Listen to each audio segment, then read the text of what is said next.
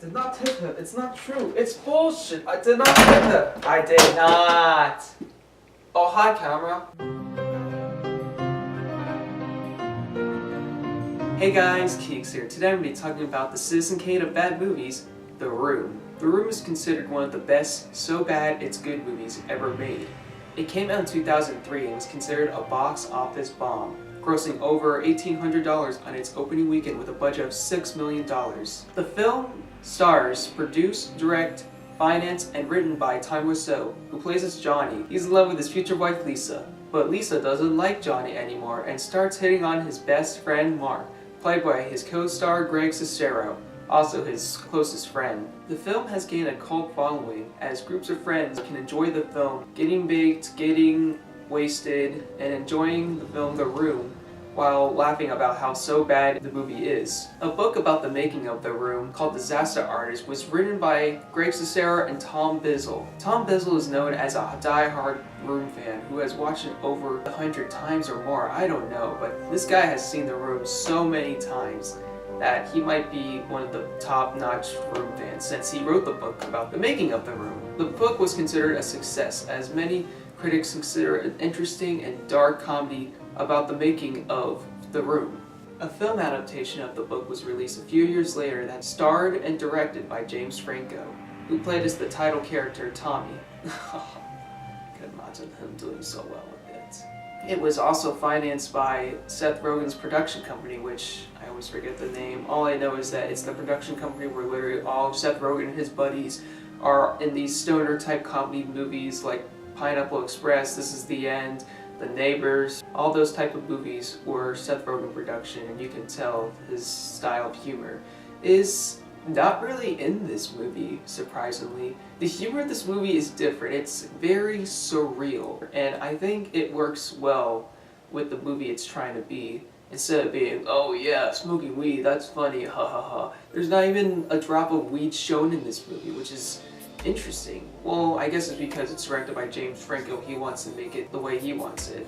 James Franco's brother, Dave Franco, played as Greg Sestero in this movie, and the relationship between these two characters worked really well since Dave and James Franco are siblings and this is their first on-screen role with each other, and you can tell it's very convincing. Now that I've moved from The Room review all the way to Disaster Artist review, which I didn't really explain much of The Room because Disaster Artist actually covers it more.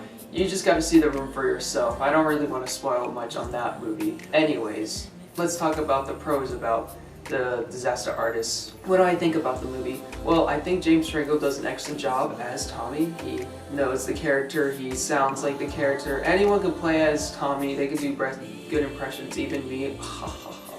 Oh, hi, Mark. Oh, you're not so sexy, Lisa. Hi, can I buy a 2,000 red roses, please? Oh, hi, Johnny, I didn't know it was you. Here you go. That's me. How much is it? It'll be $18. Here you go. Keep the change. Hi, doggy. You're my favorite customer. Thanks a lot. Bye. Bye-bye. Anyone can do it. It's simple. You just gotta watch The Room and then you'll understand. James Franco does an excellent job as Tommy, and he's the one that steals the show. Every time he's on screen, that's when the movie gets really good. Dave Franco as Greg Sestero does a decent job, though. Dave Franco does a good job, but it's hard to tell if he actually looks like Greg without all the makeup on his face and hairstyle. I mean, he's just a tiny bit short than Greg is in real life. Recreation making of the movie The Room to Disaster Artist works really well too. I actually was able to buy into how they were able to recreate every single scene shot by shot. It works really well, and I think that James does a great job recreating these scenes with the cinematography work, because those are the best shots. The best shots in the movie are the recreation of The Room. Whenever they're on set or whenever they're showing the scenes, recreating it, since that is actually at the very end of the movie, spoiler alert, where it shows that this was a true story because they're comparing two different scenes. It's very convincing, and it works really well. The movie can get a bit dark at times, since Tommy was actually a bit abusive towards his production crew during the making of The Room, and it shows in this movie that he was a bit harsh. He couldn't get them water, he couldn't get them food.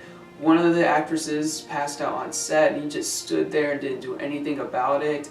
He was kind of a dick. Everyone was very pissed off at him during those scenes, and that's when it felt very dark, was when the attitude of Tommy started to change in the movie.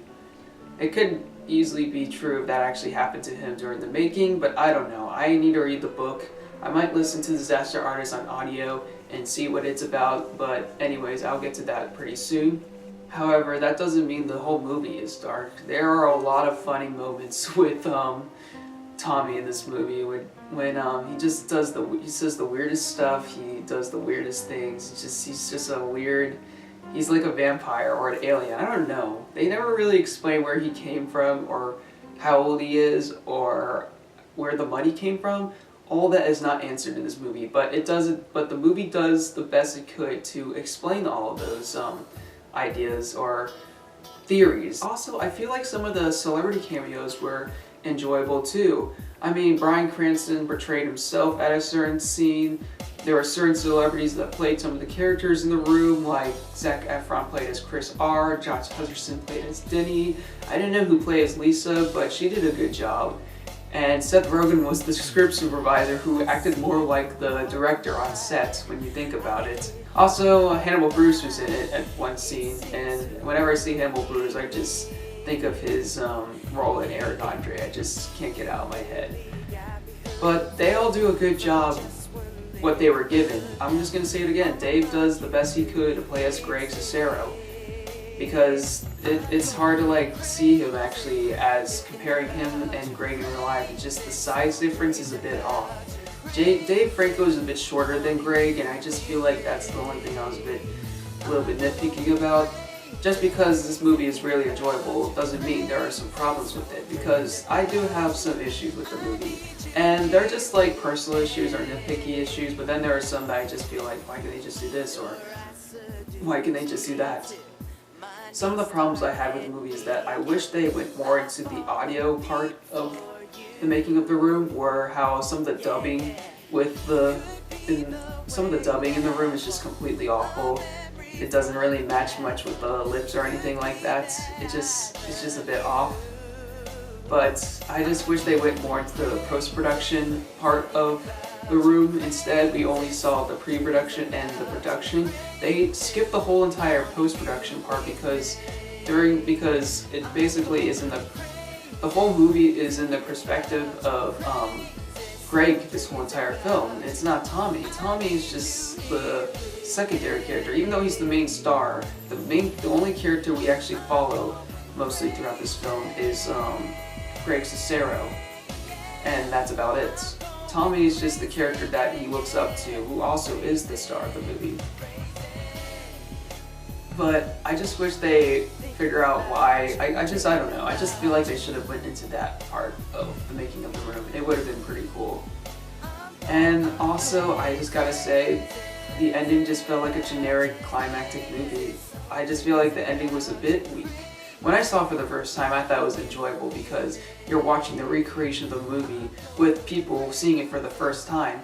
But when they just start cracking up, like Jesus Christ, they just, like in the very beginning of the movie when they're watching The Room, they're just like giggling like, oh my god, what the heck is this, or this is not good or whatever. I thought that was okay. But then by like the end, they like start cheering and cheering about, like the audience just starts cheering on Tommy just killing himself in the movie, or the scene where the audience starts cheering when Johnny kills himself in the movie. It's just, they were just out of control. I don't know. I just feel like they were just, I just feel like the ending just was a bit generic. It just didn't feel that realistic, because during the making of the movie, or when the movie first came out, it took a while for Tommy to appreciate The Room.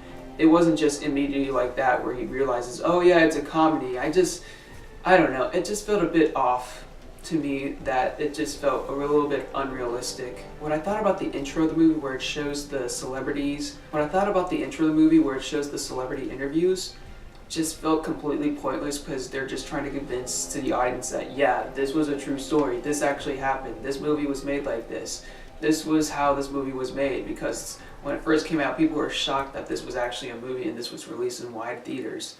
Originally, it was supposed to be released direct-to-video, but Tommy wanted to release this in theaters in order to get a submission to the Academy Awards, but I highly doubt that would be possible.